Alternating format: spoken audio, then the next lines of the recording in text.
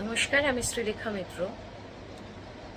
অবলা যারা যারা কথা বলতে জানে না, তাদের কথা আমাদের মতো কিছু মানুষজন আমরা বলি। কখনো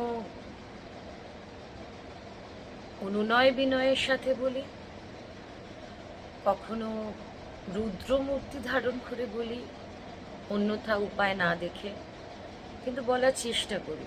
সেই কথাগুলো অনেকের কান অবধি পৌঁছয়, আবার অনেকেরই কানে পৌঁছয় না।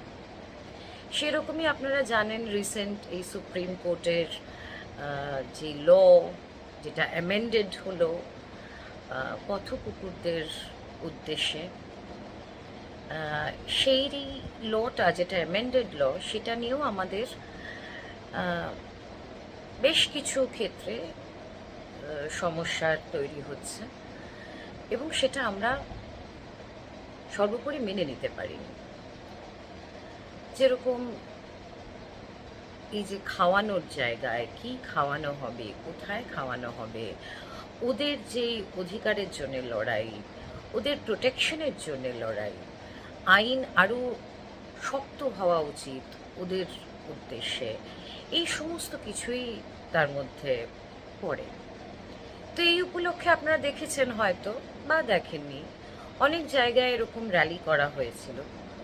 তো আবার আগামী এই 14ই সেপ্টেম্বর আর একটা মহা র্যালির আয়োজন করা হচ্ছে, যেটি চারনক হসপিটাল ইউনিট 4 থেকে জোড়া মন্দির অবধি যাবে।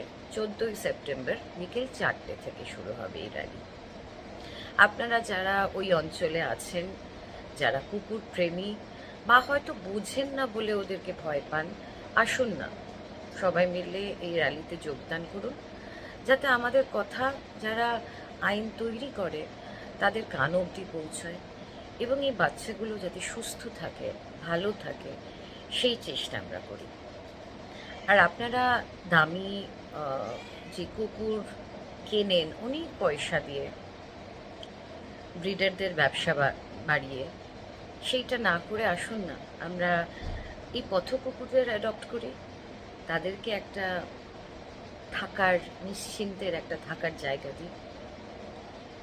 যাই হোক, আসুন এই 14ই সেপ্টেম্বর বিকেল 4টে চারনাক ইউনিট 4 থেকে জোড়া মন্দির অবধি যে র্যালি আছে, সেইটায় যোগদান করে সেটাকে সার্থক একটা রূপ দেওয়ার চেষ্টা করব। Thank you.